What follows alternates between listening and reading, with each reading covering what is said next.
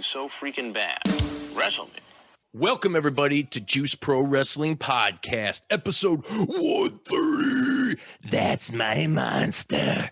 Hey, Halloween is upon us, and what better time to welcome back to the program one of our homies, one of our friends, one of our favorite wrestlers in the entire wrestling industry, the one, the only PCO.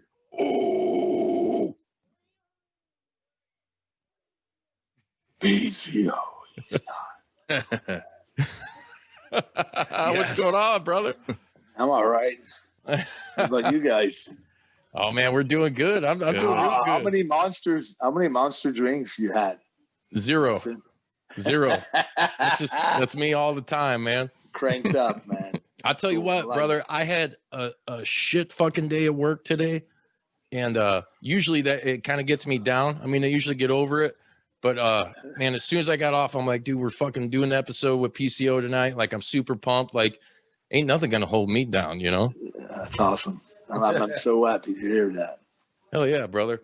We're all very supportive of each other. And as we were talking in the kind of pre-show here off air, I appreciate so much what you do for us online and social media as far as like helping spread the word, letting people know that the juice will set them free. And, and vice versa, man. I love being able to help you out and get the word out there and, share what you're doing with a lot of people. And speaking of what you're doing, so there's some I kind of want to get into real quick. There's 3 main bullet points I wanted to hit with you tonight. Yeah.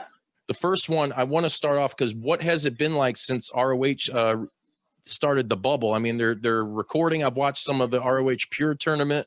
What has that experience been like for you? Because aren't they doing that out in Maryland? Yeah, well, yeah, it's not always out of this. Not supposed to be always out of the same place, but I guess since we're doing it in Maryland with our athletic commission, they're over there where they're really, really strict. So we have to go by the CDC guidelines, and it's super, super strict and severe as far as the protocol goes. Let's say I'm in Montreal. Before then, I know that I'm getting booked because the first one in August, I couldn't go there because I was from Canada. So now I was allowed, even like the athletic commission from Maryland allowed me to travel from Canada. So I was part of this one, and they sent me a package with the test in it. And then I had to test myself on Zoom with a doctor in Las Vegas because I think Vegas, that place where we're doing business with, they're the best place for test results. No tests are getting wrong answers or things like that. So it's always like when it's negative, it's negative. When it's not positive, it's positive. There's no mistakes, basically, no errors. Mm-hmm. So they're really good. So I had to set my first date. I had to go across the border, send it from the UPS box over there because it's medical, so you can do international medical transfer or posting things. So my first test was done, and then I flew. I was allowed to fly, and then I got there. I got tested another time, and until I was in negative, I couldn't get out of my hotel room. So the next day, I found out I was negative again, so I could go out of my room with a mask on.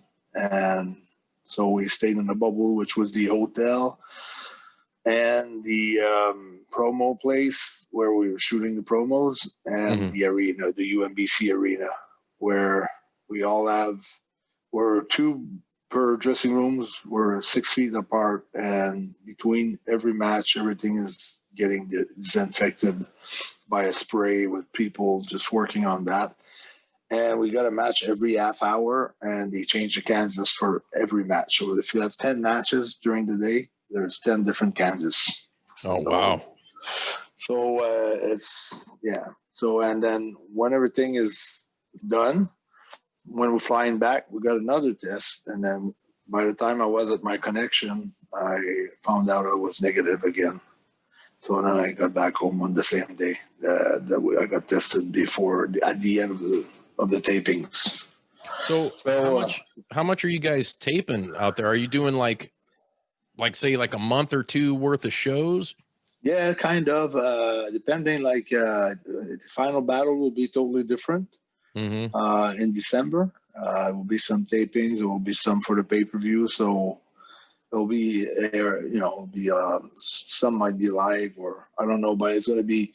So that's why it's hard to figure out what what they're taping. I knew what I was doing, but other than that, you can't really follow the whole show because let's say you got to get there at 5 in the morning or 7 in the morning because your match might be at 11, your match might be at 2 p.m., your match might be at 6 p.m. So it's just different time for everybody, and everybody's traveling and get picked up and get dropped off like differently with different cars. And it's so well organized. It's so professional. It's unbelievable. Seriously, it's Well, that's good to hear, man, because super safe, super safe. right. Safety is for everybody involved, the talent, men and women, across the board, to the people running the damn cameras and everything. Yeah, they're doing a hell of a job, seriously. I mean, I felt good that whole week. I mean, I felt like it's different for me, like usually let's say your match, you're waiting, to know what you're going to do. And then if you're at the beginning of the show and you have promos to tape and things like that, and then you're getting squeezed on time, or by the time you want to get to talk to someone, he's doing something else and he's not there. And sometimes we get really, we got to do things under pressure without not a good amount of time or anything to get prepared. Oh, yeah. But this is super organized where you're getting there 3 hours in advance, but no matter what, your match will start at this time. So right. It's cool if you're early in the morning, you have all your day free after that, and it's just a different atmosphere all around and all together. But it was a very cool experience. I like the way it was handled. Very professionally. What's it like for you personally? I mean, there's a lot of promotions that are doing it now, and some promotions like AEW are allowing like a limited capacity of fans in attendance. What's it like for you? I mean, dude, you've had a pretty long career now at this point to wrestle in front of literally like nobody except the people producing the show. It's the same thing, except that you can't feed off the crowd. Like, let's say that something would work well, I would emphasize more on that sequences or that movements or that feed off back and forth with the crowd. But it feels more like robotic, it's not so much interaction with what you feel you should do. There's always place for creativity when you have a crowd live that, is super hyper or whatever, super down. That changes a lot of data, during during a match. But when you don't have a crowd like that, all those datas they don't really count anymore. It's more or less, And what this set of tapings, this set of tapings, PCO, that was your first time, right, in front of no crowd? Because ROH has been down for ever since the initial lockdown or whatever you want to call it. We took some time off, I guess, for just to make sure we were going to do the things right. And right. I think the fact that we came up with the ROH, the Pure Tournament, I think that was a good first step, coming back, because I think we went back to the roots, to pure wrestling, to what wrestling is all about. And it's just bring a product back to the roots, and then the fans, they can relate to this more without a crowd than if it was a crowd, or maybe more, if I'm not a fan of pure wrestling, but there's no crowd in attendance, I would maybe become a fan of pure wrestling, because I would take the time to enjoy it, because it's a good way to entertain people. And there's no crowd. I think it gets the watcher, involved. More invested. There's a lot of things that usually you won't notice, or you won't be maybe that wouldn't like bring your attention to. But I think it's the perfect product for no crowd. Oh yeah, and I love the idea that them coming back with the pure. I know me and Bodie talked about it when they brought it back. It's like, dude, this is fucking awesome. It is. Yeah. You know, I mean, you look at the names that carried that title throughout the company's history, and ROH is one of those companies. Same thing as Impact. Now they're going on damn near 20 years. You know, as a company, which in the modern day wrestling world, like post Monday Night War era, that's kind of unheard of. You know, there isn't a lot of companies. AEW still new. You know, MLW gave it a go and stopped for a while, and now they're back. But you know, ROH has been there consistently. It's up through its ups and downs, and I think it's a real good way to get, like you said, to get people back into the product, coming back in the pure tournament. A lot of real cool, talented cats on that in that tournament. Yeah, and the press has been like super like positive about the whole thing, you know, like the comments and the press, and everyone's pretty you know, in a favor of a product like that during like this crisis. So I think it's a perfect product for this crisis, and I think everything that will be added to the tournament. I know for myself, talking about myself, you know, I didn't want to be too far from that type of wrestling. I still want to be the monster. PCO is not human and things like that, and take huge risk and be crazy. But I'm really trying to, you know, stay with the rules, and you know, I think that's important to respect everything that you know, the referee, the rules, and the code of honor and all this, because I think it's the perfect storyline right now for what we have. So I wanted to make sure that I was going to stay along those lines without being a pure wrestler, but, you know, using maybe different ways, you know, more chops and things like that, and then just solid stuff, but not as the heel and a face so much, because that doesn't make sense. Right. There's no crowd there. So yeah, exactly. I think that's something that, you know, that style really could benefit like the character of PCO, because it's, to me, it's a classic. You know, you're the French Canadian Frankenstein, man. Like, yeah, you'll have your spots to do the crazy shit, like you said, but it's not going to be, you know, a spot fest or anything like that. So I think like to have in your repertoire just a badass, strong, tough guy, but the more classic wrestling involved with it. I mean, that's, dude, it's, to me, it's the perfect package, man. Yeah, I really like the stuff that I've done during the past week. That was in the bubble, and I can't wait to see it on TV. Yeah, when is that when are they gonna start airing the new stuff? Do you know? After I think after the champion is crowned, after the final of the ROH tournament, the pure tournament. Yeah, and all that stuff's available on Fight TV, so everybody can check that out. Cool. So let me ask this, and I know you probably can't divulge a lot, and I'm not digging for a lot, but where in this right now of Ring of Honor, where does PCO stand? I mean, is there, you know, there was a certain group you were affiliated with, a certain enterprise, if you will. Where is PCO at in ROH right now? Pretty much on my own, I would say. You know, like I do whatever I want to do. I'm not affiliated with officially with anyone. You know, I can maybe use a tag partner here and there, or maybe it could. We'll see how it goes. But as far as I'm concerned, you know, it's I've been always. Well, I was cool with being part of the enterprise.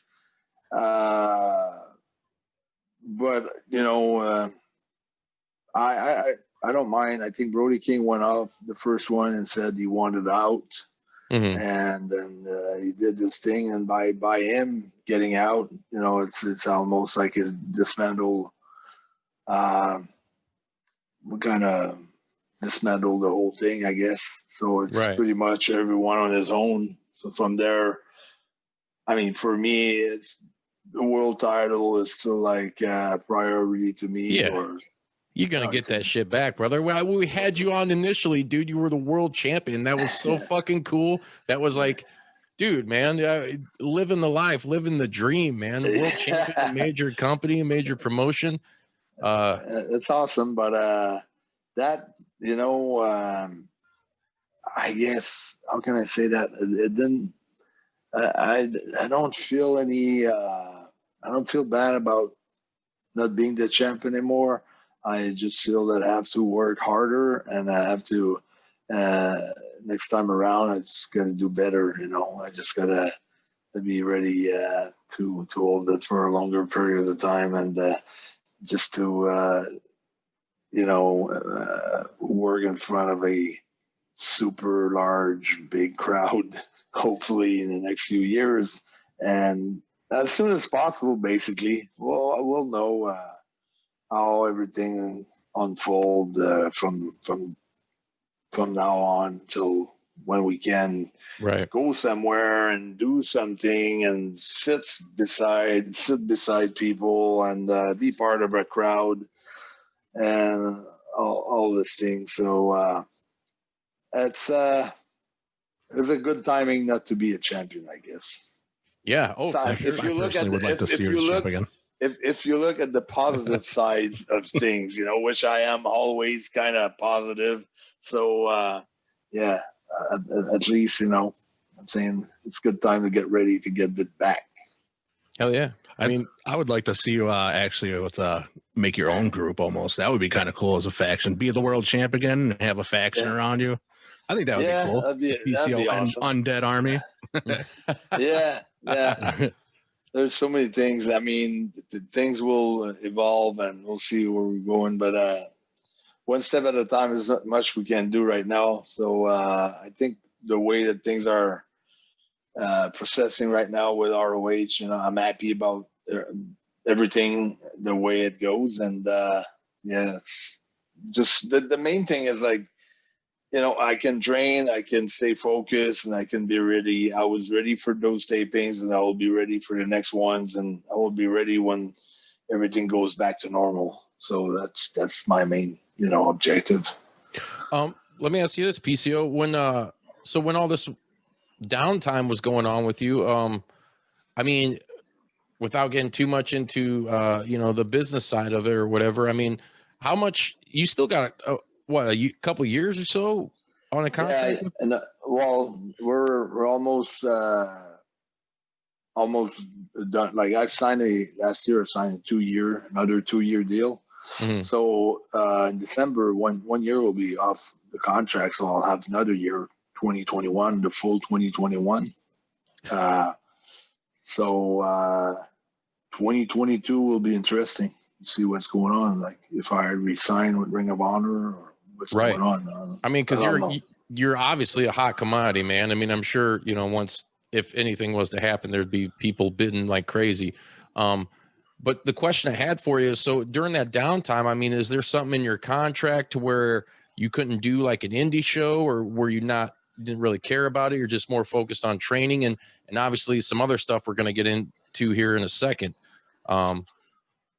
When I signed to be exclusive, signed a deal where I couldn't refuse to be exclusive to the ROH TV tapings only, because it was a good deal and it was worth it for me not to, to agree on not doing any indies. So that's the kind of deal I got. And it makes sense because there's a lot of men and women that are doing it, even in like AEW and stuff, and they're going on the indies and they're getting hurt. And it's like, man, getting hurt. Contracted talent. A lot of contracted talent also got the COVID.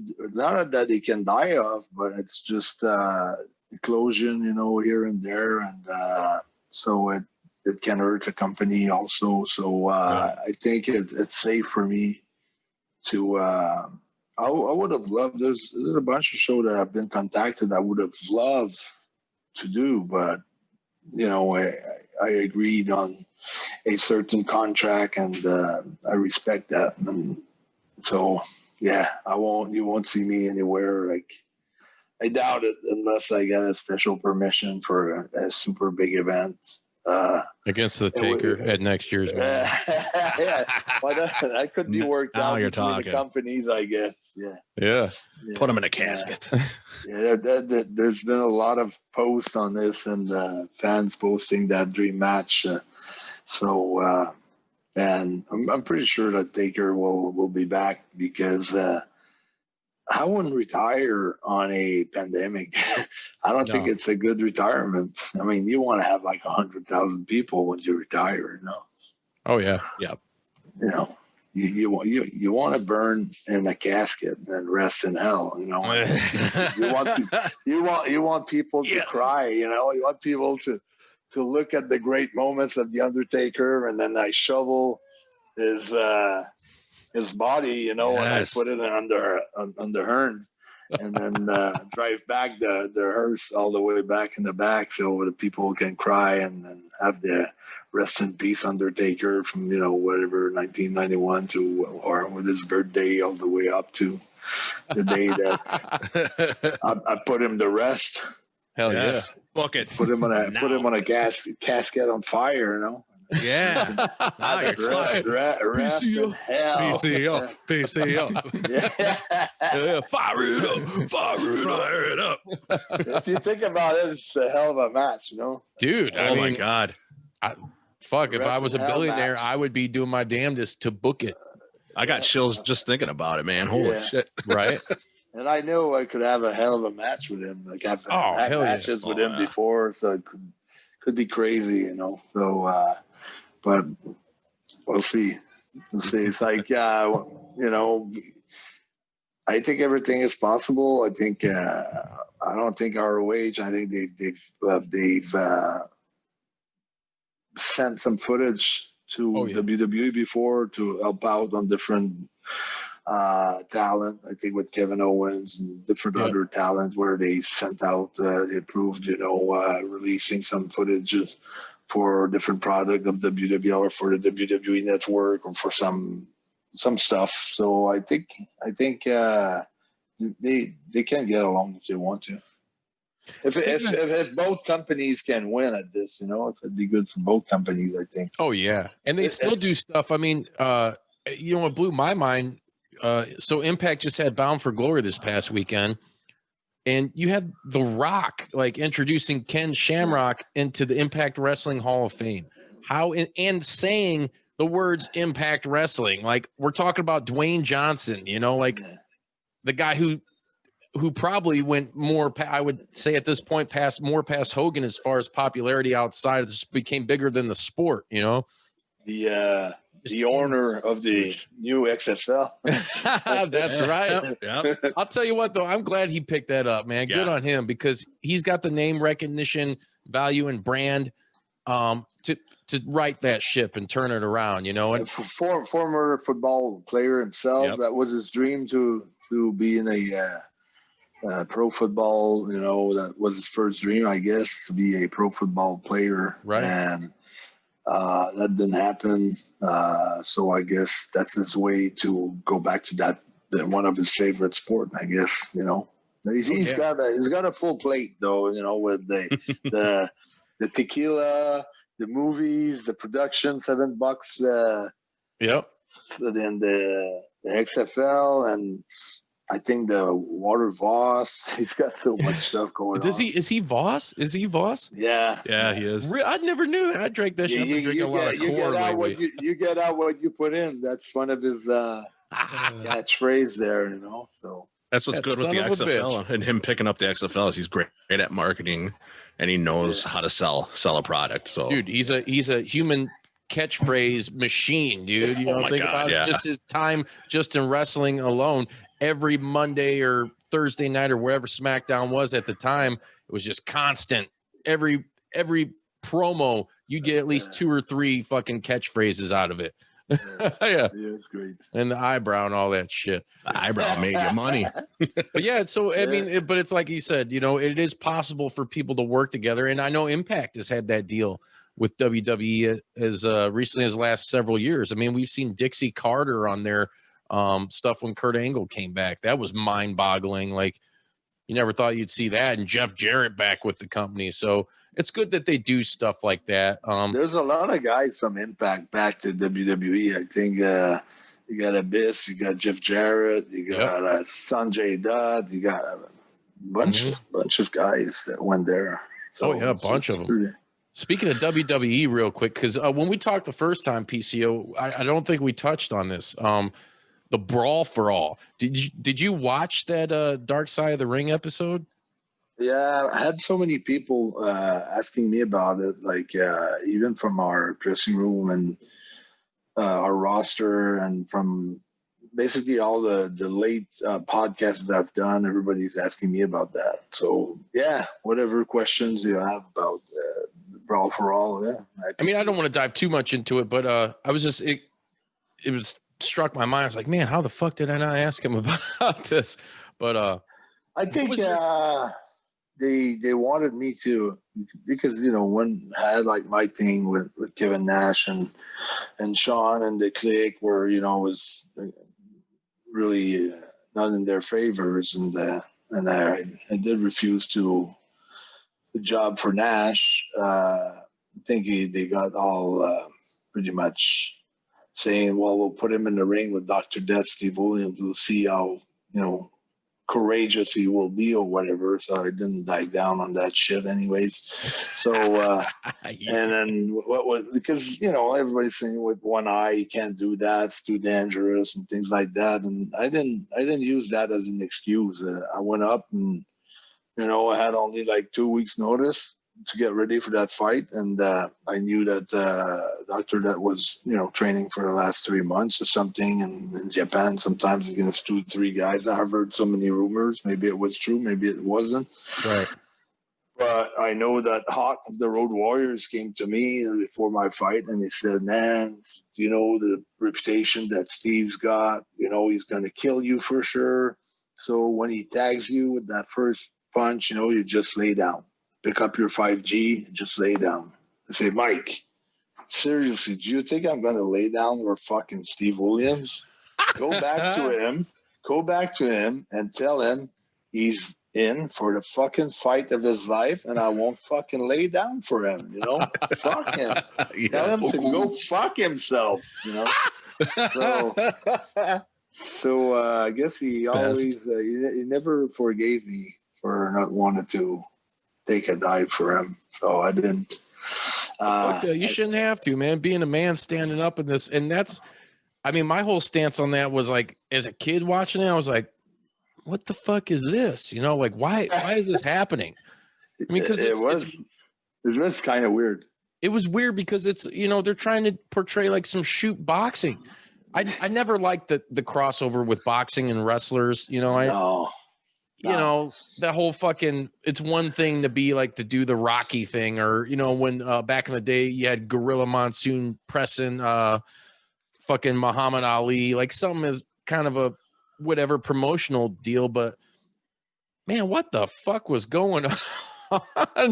Well, you heard it during the documentary or the show, that it was all about Bradshaw was bragging about that in a street fight he'd be the man, So in the meantime, they were looking for a way to push Dr. Death, because Jim Ross, good friend, and they wanted to like push him with this tournament. They thought he would win hands down, like that. They thought that Williams would win that hands down. Then he met Bart Gunn. Yeah. You got knocked the fuck out. yeah, but not too many seconds. But maybe 15 seconds to go, everything went bad for him. Like, I think both hamstrings detached, the jaw broke. Maybe he had a shoulder separated. I don't know. in bad shape. It's never the same. It was never the same after that. You know, No. It was, Well, no, you know, I mean, that, yeah, like I said, you seen the well, documentary. Doctor Dat was a bull. It was a bully in the back. You know, he was like, I've seen him with like young kids starting on the business. You know, banging his head on the lockers and scaring the shit of those kids. You know, they were scared of him, and I don't know. There's guys like that. I don't know why, but there's guys that wants to scare other people, and Yeah, you know, kind of protected, like the good old boys club type deal, you know, like I don't know what the deal is, but he was one of those like Dynamite Kid, and yeah. and yeah, I heard it's just Sid. I talked to Sid about a year or two ago for like 5 hours, and he told me some fucked up stories. So shit I can't even mention on here, but some that involved Dr. Death. And let me tell you, in 2020, the shit that he told me would not fly. no. Canceled. Oh man, super canceled. I mean, Jesus Christ. What a character though, you know. I guess RIP Dr. Death, man. Fucking I think there was more ways to get him over than throw him. No, but I think by the end of his career, like he had changed a lot. You know, he had like you know, take conscience of so many things that he's done wrong, and I think he was very repentant. But yeah, he's just, you know, we all live and learn, I guess. You know, we yeah. Oh yeah. experiment and try to adjust and try to fix what wasn't working on us. And at least me, I'm trying to look at myself in the mirror, like not at myself, but to look at things that I might do wrong, or I might not have said, or I might not have act a certain way, or I try to reflect on my day and my years and my past years and try to be the better version of myself. Yeah. Each and every Exactly. And that day. you will become that, because I mean the first step in doing all that is reflection, man. I mean that's a sign of a good man right there. Yeah. You were talking about Hawk real quick, and with the passing of Road Warrior Animal, Yeah. I just want to ask you, what was your relationship with both of the Road Warriors? Both of the guys, I got along good with them. Mike Hawk was the craziest of the two. You know, he was pretty much out of control sometimes, but never had any problems with him. You know, both of them were always cool to me, and they were very respectful. And it was just it was. I remember one night we're wrestling. we're wrestling at the auditorium of Verdun, Montreal, which is about a 5,000 seats arena. It wasn't full, but it was a good house. And they were supposed to have like each one a Harley Davidson for their entrances. And finally, promoter had only one bike, but with a sidecar. So they both look at this Harley with the sidecar, and I don't know. It was like, well, so they didn't really want to drive it, but Hawks, no, I can drive that. There's no problem. I'll drive that. He's totally out. He's drunk, fucked up on all kinds of pills. He's not there at all. So he starts the bike, and as soon as he turned that first corner, he hit the sidecar right on the wall, and that Harley was like a collector's item, like 1936 Harley Davidson. The guy was going totally insane. My bike, my bike, my bike. right? And so they made their entrance walking after they hit the wall, and they're coming to the ring and wrestled that night. And it was just another crazy night with Hawk, you know. It's just fun to remember that. Oh yeah, those guys were awesome, man.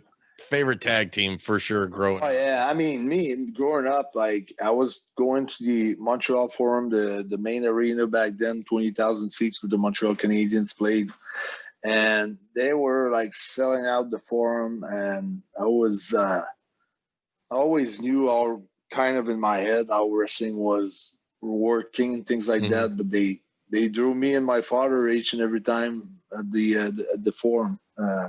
Every time they come in, I want to buy a ticket and go and watch them. And then you could hear all the stories, how many eggs they eat in the morning, and the stories kept getting bigger and bigger, and exaggeration, and all kinds of things. But they were like, I think they put the tag team division on the map, basically, because the tag team division was always the middle Carter type of deal. But with the Road Warriors, it became the main attraction. The tag team titles were on top. They were over the world title, basically.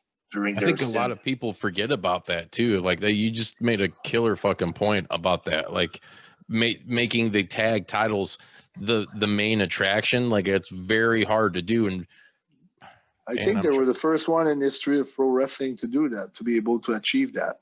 Right. And with the almost like, say, limited talent, basically. I mean, the way they work was limited, but as JR would say, PCO, they're real big, real hard, real stiff.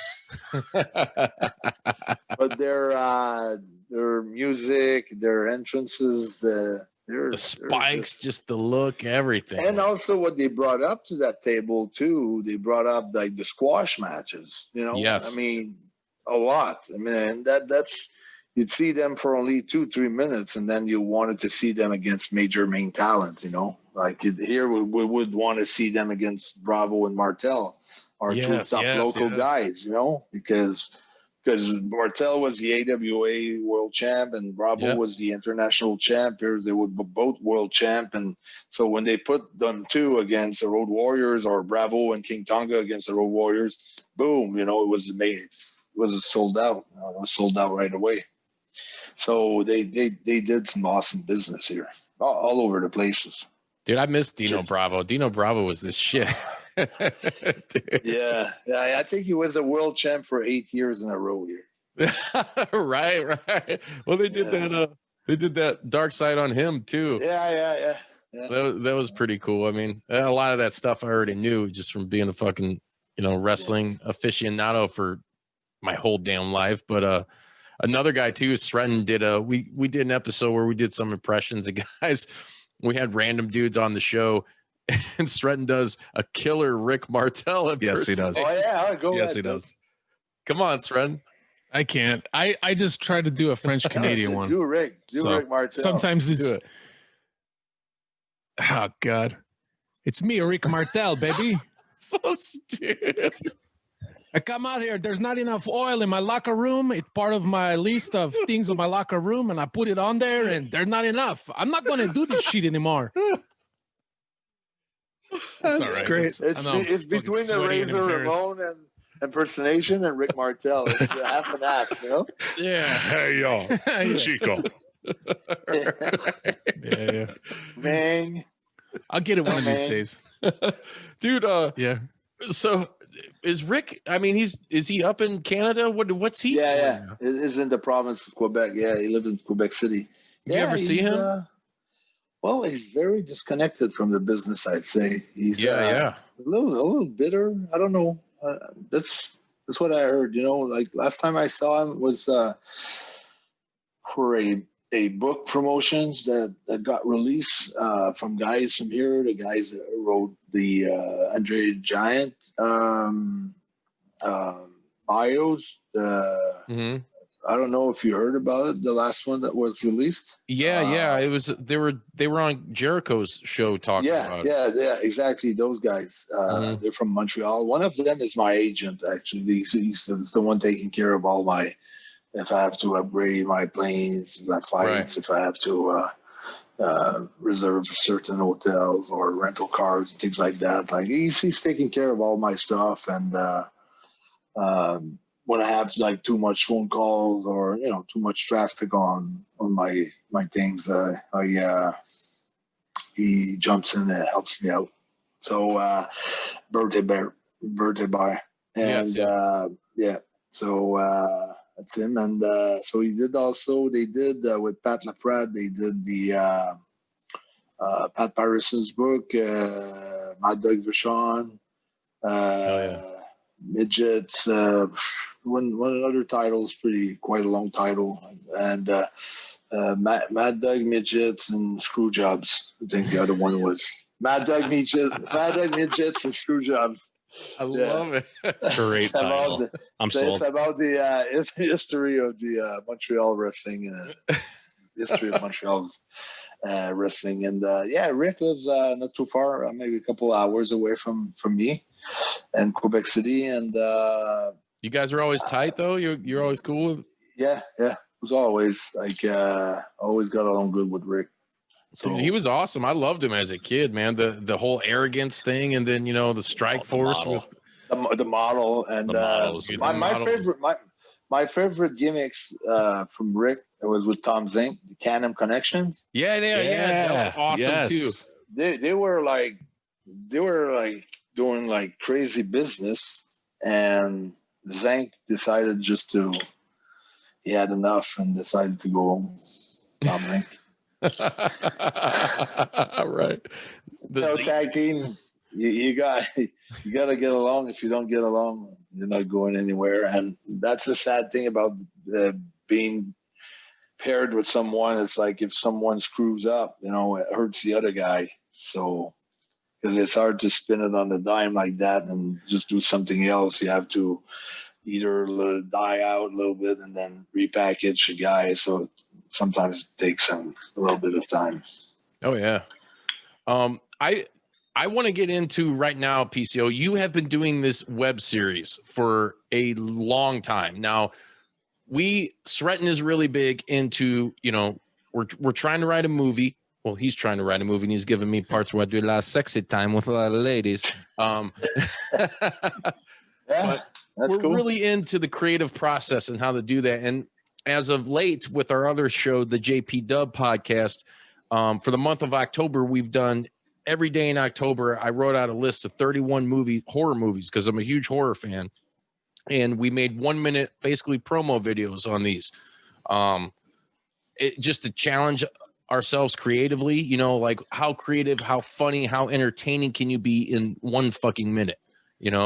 So we've been doing stuff like that, like kind of like a little B movie stuff, whatever you call it. Your show, I mean, it's been on for a little while now, and I've watched it evolve and morph into something completely different than what it originally was, until where now it's this like weekly episodic, just insane, like never ending B movie, which I love because it's got the comedy, it's got the over the top, like the gore, like I just watched tonight, where the dude opens the door and the chick, he's an asshole to the chick or whatever, and he just fucking booed him. Dude, that was a shit. Like licking the blood and shit. Yeah. I like that. I want to know, brother, like how the hell, who comes up with this shit? I mean, how do you guys produce this shit and get everything done? Well, during like the week, I have like many meetings with Destro and one of my friend and Nikita Roberts on Twitter, and we brainstorm and then I write the, I have like pinpoints or where the story's gonna lead and what the story's been carrying and what the message, what is the mission and the message that we want to get across the whole thing, and they chip in ideas, but at the end of the day, I'm the one deciding of the screenplay and the scripts, the back and forth verbiage and things like that. It's some good shit. Well, I'm very, very on the, like last week it was, why can't PC have a glass of wine? Why can't he? I love that shit, dude. I know Sreddy's smiling right now. Justin. I know he loves it too, man.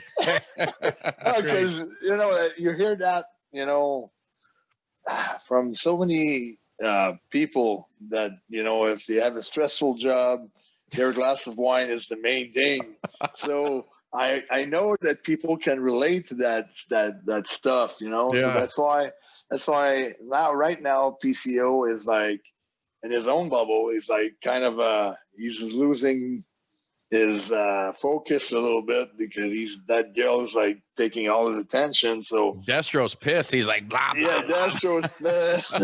Fuck the justice right now. There's more important thing than justice.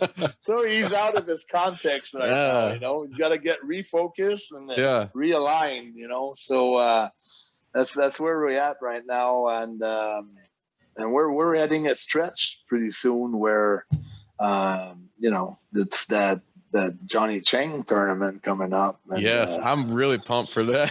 so we might go to the end of the season 1, so to speak. So okay. Yeah. So there's no glass ceiling for this. This is going to continue on until you're just like. No, but we know the end's going to be like. No, I can't stop, but I know the end of this season might be towards like Christmas time or something like that, because I think we got like 3 more, and then we're gonna do 3 weeks of 3 15 minutes or something like that. So you can watch like a few episodes together and a few episodes together, and at the end of the whole thing, we'll package everything into a movie. Awesome. So, yeah. So, and there's 2 places where I would like to show it on a theater on screen, if crisis permit. If we go back to normal a little bit, I'd like to present it in LA and in Montreal. So, with like 300-400 people, the big theater. So, dude, you got I know sort of a red carpet type of deal, right? Hell yeah, that's something too. Like, because it's got, like I said, it's got a comedic to me. This is just, it may differ for everybody else that watches it, but I know to me, and maybe to like Bodie and Stratton, I kind of get these vibes that it's like this comedic aesthetic with like 80s action films and like horror, like some campy horror in there, like reminds me of Army of Darkness. We're very we're big fans of a gore style, and we did some scenes where we thought it might be too much. The ears, the blood popping out of the ears. There you go, dude. You gotta go Lucio Fulci, full throttle on this shit, man. I don't know if you watch any Italian gore stuff. Some spray. We need blood spray. Yeah, it's cool. I like that blood spray. Hell yeah, brother! Like slicing the throat and hitting the ears. And yes. What was the one? There was one. I think you were like, weren't you smashing a dude's head in like the trunk or something like that? It was when one of the car you ran. It was running the head over. I might be mixing it up. And it was a leg. It was a leg with the trunk. The leg was with the trunk. I was like, oh. Like Destro goes, the leg is in the way. Close the trunk, leg's gone. Fuck that leg. You would just cut it with a knife, Cut it with a knife, and then dude, it's pissing. Yeah, and that stuff's so good. The double hammer on the fake Jason's head. Yeah. So that's another cool one, and then one where we put the guy's head under the hearse is coming, and I put his head under the tire, and then that's the one. Yeah, man. Ogre is over his head. That is a cool one. You got one. You're saying one of your friends that does this, that does like the effects on this, like. Oh yeah, I got a guy who does all the effects at VFX, and also we do a lot of effects by computer, but we also have a lot of effects that we do, like you said, with the pump and the right, the practical effects. Yeah. So we got both, So yeah. It's super awesome. I don't know. Man. Remember when me and the distro were riding a boat too? It was so super, like kind of a Batman deal. So. Dude, totally 60s Batman. Yeah, so rad. Meets Miami Vice. I think it's cool. I like that stuff. That's what we're trying to look like, like the 80s or something like that. The old Batman series, but like more gore style, and try to get people like to identify themselves through some sort of characters, whether it's a girl or reacting to a girl or vice versa.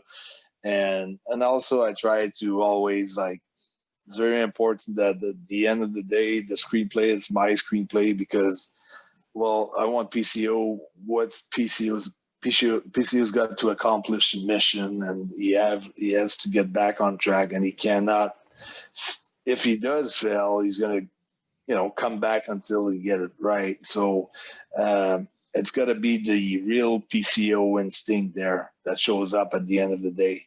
He can be off for 3, 4, 5 weeks where, like a regular human being could be. Yeah, he's got a little smell of that. Yeah, he's got to refocus, and he's got to get his sense back and put his priority at the good place at where they should be put. So, which is justice. It's so good, brother, and it's so unique. There isn't anybody doing anything like that. I mean, I like this shit, the Monday Night PCOs, and it's, dude, you're so smart about it, in my opinion, because they're so short. It's like, damn it, man, I just I fucking gotta wait another week to watch another one. Like, what the hell, I love how it's done, and like I said, I know with all three of us, like the way we grew up and what we watch and how we're entertained, like you just took all that shit and fucking mashed it up into one. Yeah, super entertaining, and it's original. There's nobody else doing shit like that, and you got Bray Wyatt and WWE with that huge budget and doing all this shit. And don't get me wrong, some of that's cool. I know Bodie's gonna have a fucking boner if I don't say something nice, but I will. It's it to me, even that shit, like, which is good, but it just doesn't, like, man, it doesn't resonate with me as much as like these do. And you could tell that, like, dude, the passion you're putting into it, but the fun, like, everything's there. Like, I see all the levels, all the layers of this shit, and that's what grabs me, dude. And that's why it's like constantly, like, dude, I show that shit in like our Facebook group, on Twitter. You're hitting me up with all the links, and you don't even have to do that because I look for that shit. Yeah. No, it's a super cool thing to do, but it keeps me like, it's between when we shoot, it's between with the shooting and everything, a week of shooting plus a week of preparation of writing everything down and being ready with all the scripts and all that. It's 60 hours minimum during that week that I have to put on. So you're saying for one episode, for everybody out there watching and listening? No, for 3 or 4 episodes. Okay. Okay. Which is still, there's that 1 week that's going to be 60 hours, but every other week will be at least 40 hours. Well, just to edit everything takes at least 25, 30 hours per week. To edit a 220, to edit 2 minutes and 20 seconds takes. You hear that, Sven? Well, because we have, green screens and all kinds of stuff. So you have to find, how to get everything at the right place. And let's say when we do the surgery, well, it's not just a green screen. It's like the table you can walk behind and in front and sideways while you have, a 80,000 like surgery room, on budget, which is not, but it's a green screen. But the way it looks, maybe you can tell, probably you can tell it's a green screen. I don't know because I don't have your eyes. But when you see that dude, the doctor, going behind his table to, make that surgery and come back in front, or if they sit in the office and then you have 2 guys in the front and 1 in the back and the green screen around. I mean, that's a lot of work to fit all those things in place. So I need someone to edit that shit, I can't do it all. Like, I'd go crazy, I do so many other things during a week, so I need to dispatch the work a little bit. But the same process with the editing. Well, I got like a fat cut, with enough on each side so I can know what to keep more or less and what to cut more or less. He send me like, we're going to send back and forth. Probably he's going to go with the script, everything that we tape is going to put it all together. and then I might decide, okay, he was talking, but I want to cut him there. This was too long. This needs to be shorter. So I have to readjust everything. So we have to go like back and forth, 4 or 5 version of the episode before it comes out. Like tonight, I think it was like the 4th episode that was edited during the week, back and forth. Took 4 times to get it right. Right. And we're sitting over here fucking crying about 1 minute, 1 minute Halloween video.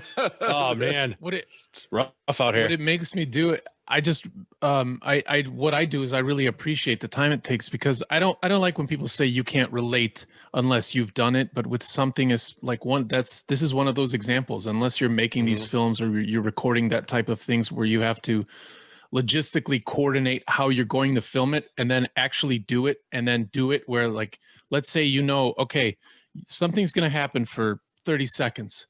So 30 seconds, don't mess up. And then you can't help it. You mess up once, twice, 2, 3 times. And then that takes time. And then you actually film it. You say, cool, we got it. We got everything we need in theory. So let's say you only need 2 minutes, but you actually have 20 minutes of footage. And then the audio might line up, might not. There's so much to it, and it takes so much time that when you end up with a 4-minute thing, and and your team knows that you just spent 2 weeks on that shit or more, and somebody takes 2 minutes, and I love it because I appreciate it. I love, like, I know sometimes I'm like, man, how did they do that? How long did that take? Who was like, and then you also have to get clever, especially with budget stuff. And like you said, the green screen thing, there's so many aspects of I don't think a lot of people appreciate how much time it takes. And then trying to have like any other hobbies or things you want to do or work out or eat or be a human outside of these projects. It's just crazy. Keep making them. They're fucking awesome. They're so much fun to watch. Well, I don't know if we're gonna have a little time off in between the next series, or we'll come back with season 2 right away. We're there. We're right now. We're thinking about how we're gonna process everything. So because we started all the videos. There was like feature strengths and things like that, workout videos, and at one point we felt like we have done like a lot, different workouts, different things, and different refrigerators dropping onto you. The refrigerator, the washer, the dryer, right?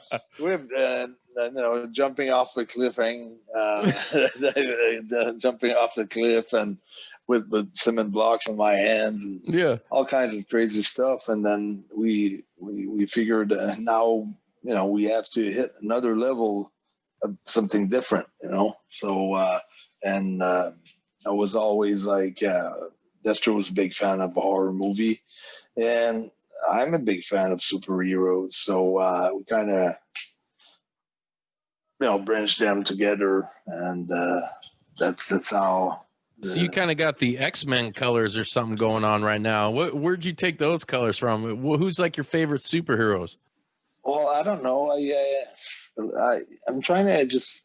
Who's my favorite? I like. There's some Batmans that I really like. The one where he's in jail and he's got to jump, and he's jumping to get out with a rope, and then finally he realizes that he needs to take a risk and jump without a rope to escape that prison, to make that jump, because he keeps on falling with the ropes to keep him not making it. And then when he goes, it's either he dies or he makes it, and then he makes it. So those messages always like resonate with me, and that's where I got the yellow from a little bit, and I had already the black and blue. So basically I just had the yellow, and the logo was made by when I was wrestling for Black Draft Wrestling. They made that logo, and they were really gore oriented wrestling company. So I thought that logo would fit perfectly the what we were doing as a series, as a web series, and then that's why I decided that was going to use that logo from now on. I really like that logo. So then it was some yellow in it too. So So it's just that it looks more like I've always had the blue with me, but it was only like contour and things like that. So now it's like the full top is blue with some orange and black. So I think it's pretty cool for the series. I don't think I'll wrestle that suit. I like my other suit better to wrestle, but I think for the series that was cool. Oh yeah, totally. And that's cool that you have, you got different attires for different things. Yeah, that's what I wanted to have, different attires, and one suit for the series and one to wrestle. Yeah. I got to ask you real quick here. So since it is Halloween and you are into like the gore aspect, what would you say is like, what's your all-time favorite scary horror movie to watch? I think one that was pretty cool was Saw. Okay. Yeah, I think when the guy has to cut his own arm to get out of the handcuffs to escape that room. I don't know if you remember that movie, the first Saw. Yeah. Oh yeah, that's brutal. I think that was pretty sick. I think that movie was sick. It's pretty psycho. I'm all about that shit. So there's one more point I want to touch on you here before we end tonight. You have this, the first time we recorded, you told this amazing story of, your journey in professional wrestling and at that time becoming the Ring of Honor world champion, which was it was fucking great. The message was awesome. It was super positivity. It was like awe-inspiring, like motivational shit. I fucking loved it.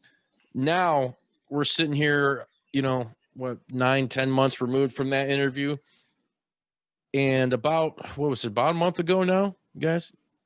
You'll have to tell me the exact mile because I don't know what it translates to as far as in miles. I know it's ridiculous. 45 miles. And you walked or you jogged? I jogged and I walked when I couldn't jog because my feet were battered. They were bleeding. Dude, yeah. They were my toes are still all black from that race. After my first probably 15 miles, not even halfway there, my mental wanted out big time. My mental was telling me, why the fuck don't we get out of here? Why don't you just go home? Please get out of here. That's why my mental was persisting this race like that. And I had to, be conscious of that voice that was talking to me. My mind was telling me, we want out. We got to get out of here, So, because I never ran before anyways. So it was my first ever marathon. So this was a part. It's two marathon in one, basically. A marathon is 21 miles or 22 miles, like Boston or Montreal. Like any marathon is about 20 some miles. So this is like a double marathon, basically. 23 miles, maybe a marathon. So this is like probably like I probably ran 43 miles to be totally exact. I say 45 just to make it a round number, but maybe around 43 would be exact. And usually if you run a mile in about 9 or 10 minutes nonstop, you'd make a way better time than I did. But what I did is like my chin started to hurt, the lower back started to hurt. I was like, now I'm like 260, but when I did that race, it was probably 270. And so you don't see too many marathons, with guys weighing 270 pounds. And if you remember when I left, I didn't have like proper shoes too, I had like no water, no nutrition whatsoever. You had a phone. You had a fucking phone. Yeah. Dude, I wanted to film some parts and and I wanted to see how bad I wanted. Like, the goal is to sell out the Montreal Stadium, the Olympic Stadium, which is 80,000 people. So I said to myself, if I can run 70 kilometers or 43 miles, or if I can go without sleep, all the way there. I don't know how you did that. That means that I really want it. If I quit going there and I decide that I'm coming back home, or I call Destro, come pick me up, because Destro is on the phone anytime, man. If you're fucked, if you can't go anymore, you just call me. I'll pick you up. You just call anytime. Yeah. So I'm like, no, man, I gotta touch the stadium. I can't cheat myself and come back home and just say, no, it's too late now. I told the whole world that I was going to make it. If it takes 2 days, it's going to take 2 days. Whatever it takes, I'll fucking do it. So, yes. And so it was very, very tough, very hard. Probably the hardest thing I've done of all my life. I've took some crazy bumps. I've done some crazy things in my life, but this one, because it was for 24 hours and 20 minutes, of pure endurance and pain and just mental toughness, basically. So it was not about how much time it would take me to get there, because I thought I would do it in 12 hours. My first goal was to do it in 12 hours, and it took double of the time that I thought when I left. It always does, doesn't it? Oh, man. And I got so emotional when I got there. And a lot of people are mistaking, maybe, was he in pain or what was the emotions for? But for me, it was just I made it to the stadium. You accomplished that goal. Made it. Yeah. And I felt that for you, dude. I got fucking teared up watching it. I was like, this motherfucker right here. Dude, seriously though, that was real, dude. What that did in the little videos you made, the stop, the we'll call it the updates, if you will. Dude, it grabbed me. It grabbed me right in the fucking feels. And that last one, dude, when you were fucking, you could see how damaged your body was, your feet were from this shit. And you went up and you're like, you going to touch it, man. I shit you not. I fucking got legit teared up at that shit, dude. And I'm just like, dude, this motherfucker did it, dude. And that made me, what you did made me feel powerful about what I'm doing, with the show, with, things in my personal life and everything like that was super fucking powerful and motivating, man. I felt that tenfold. All right. That's awesome.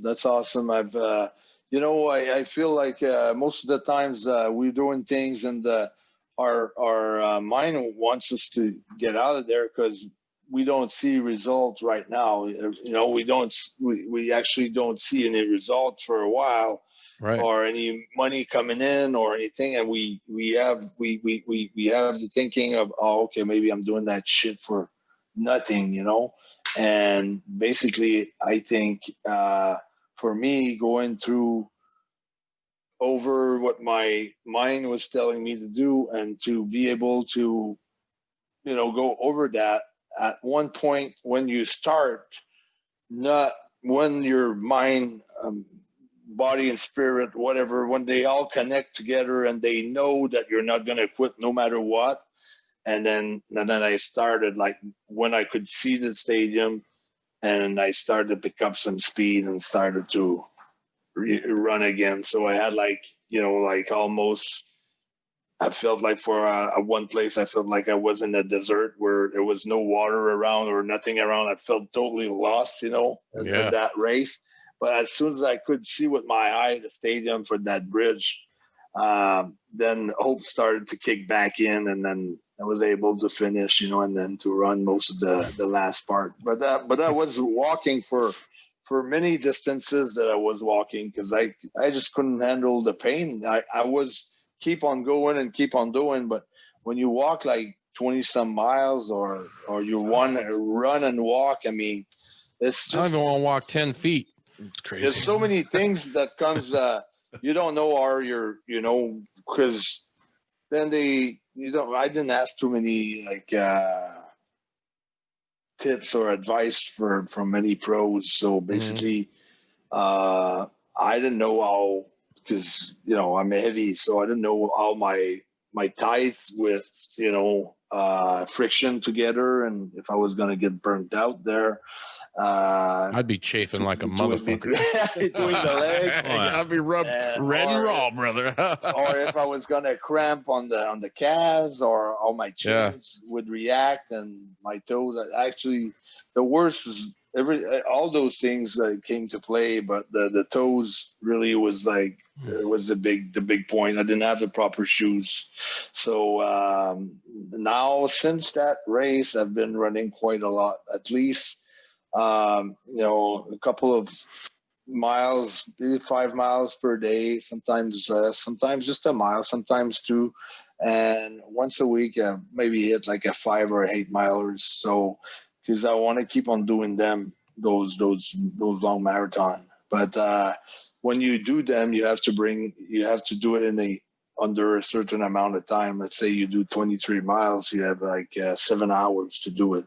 So you have to run your miles like on a pretty good time. So there's a lot of things to work on, but I really like what it does for my my mind. How I can finish things that I've started, and then it brings that habit to finish things that you start.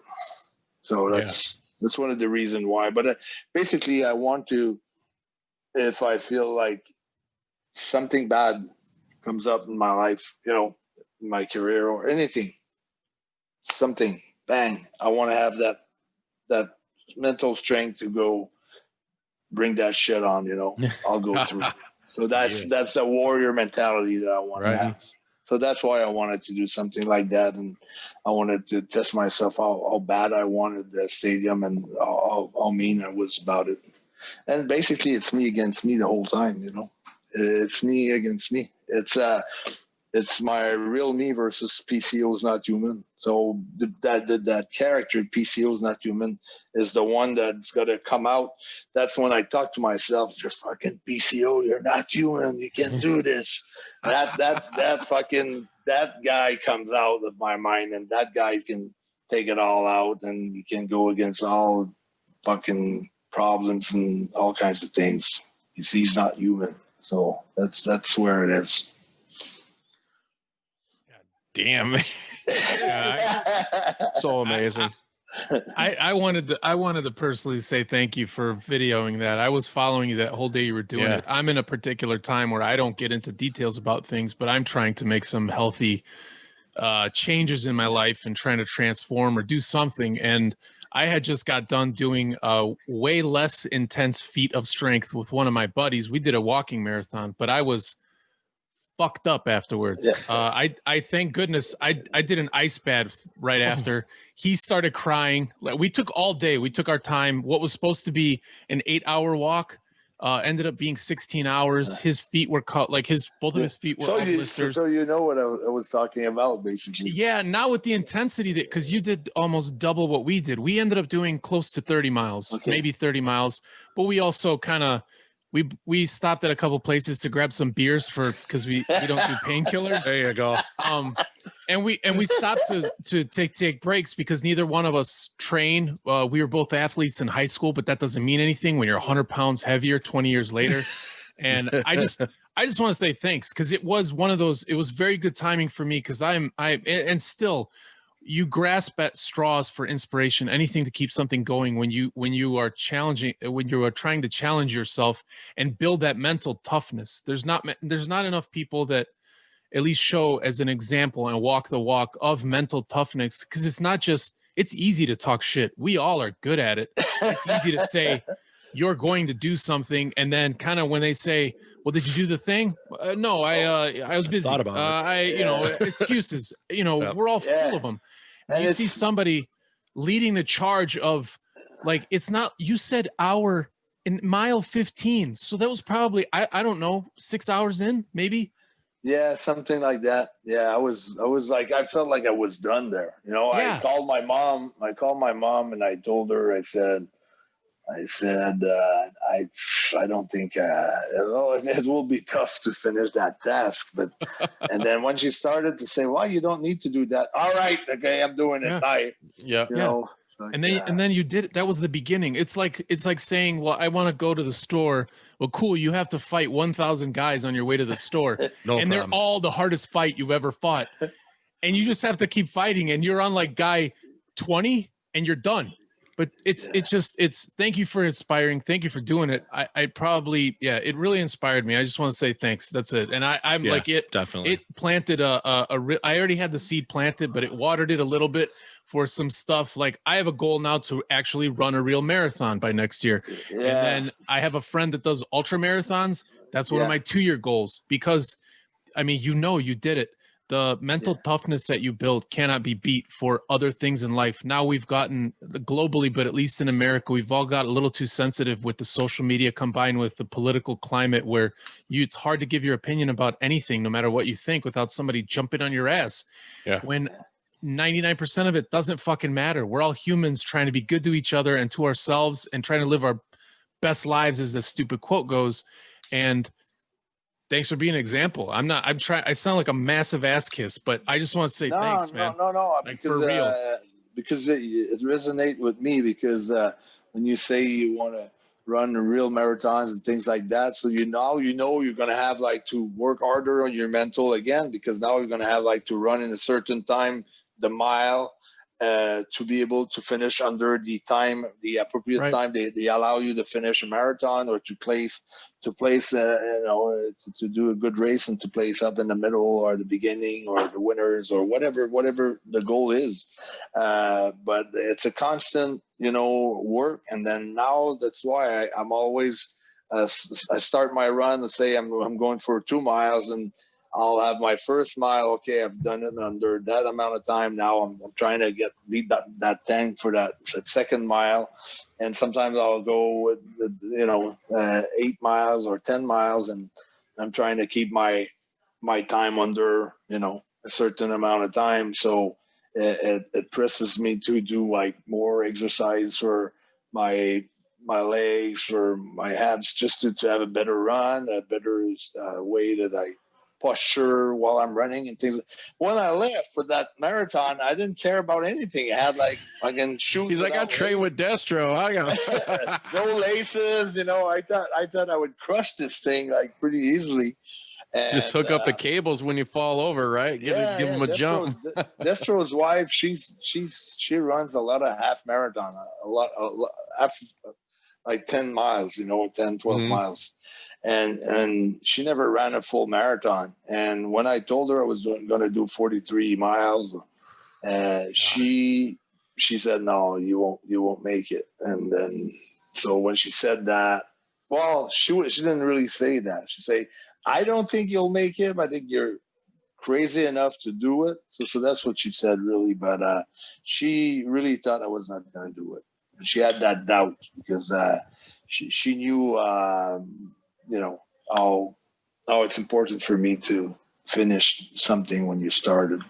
So, it's been, like, I was going to tell you that. It's been something where I can put up in my mind that if ever I'm going through some rough time, let's say in a match or a meeting, business or anything, or let's say my mind won out once again on something that goes wrong, I can say, fuck, you lived that 70K all the way to the Montreal Stadium. Don't you fucking dare quit on this one, because you've done way more. So when you do the worst thing that possibly happened to you and you go through this, then that's, something that you can always relate to when times are hard, but you've done the worst, there is no quitting in you. So that's not a reason why I've done it.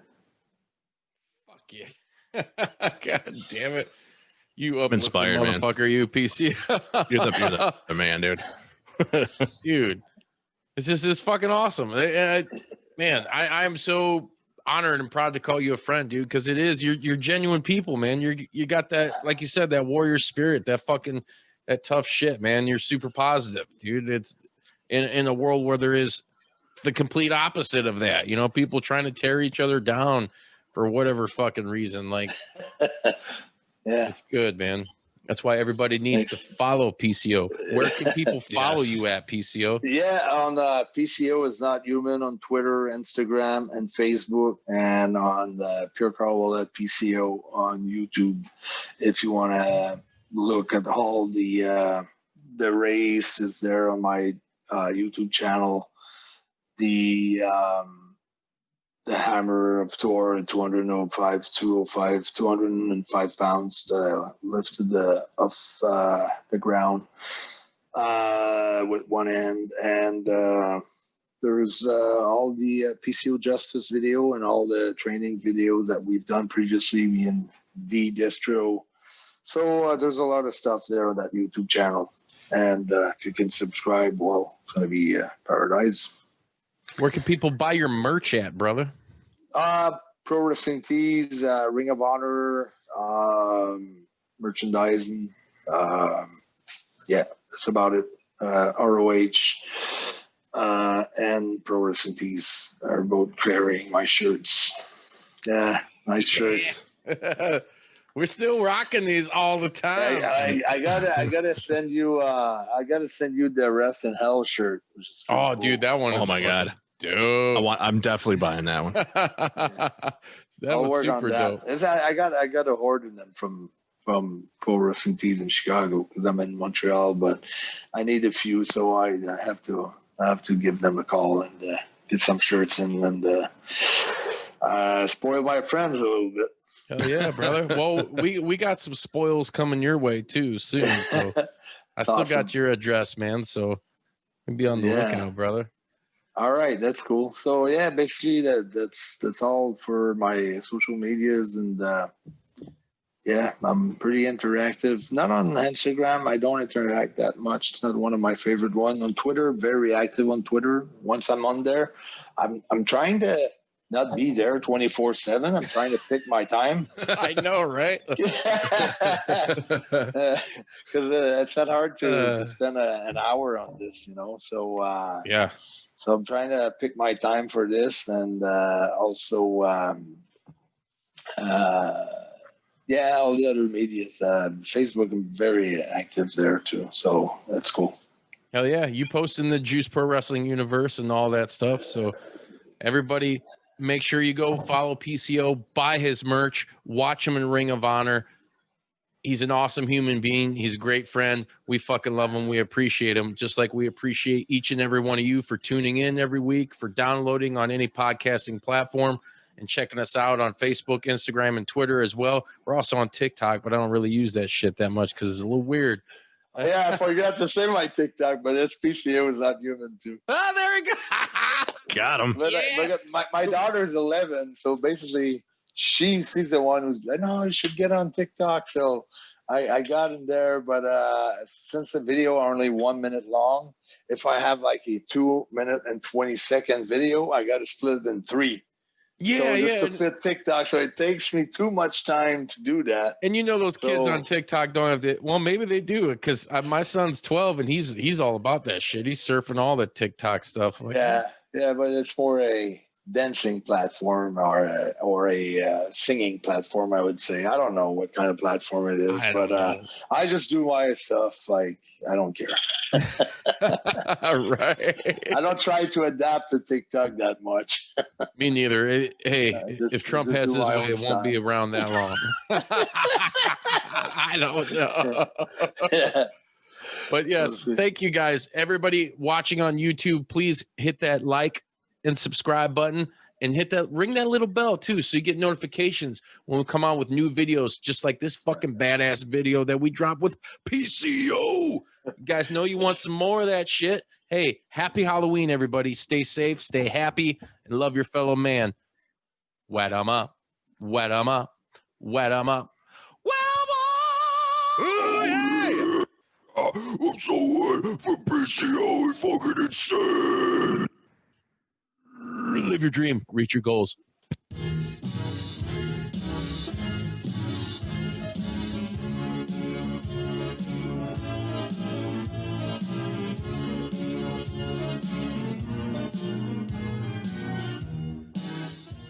You gonna do sex to me?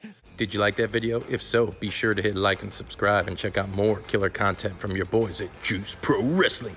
Whoa, yeah!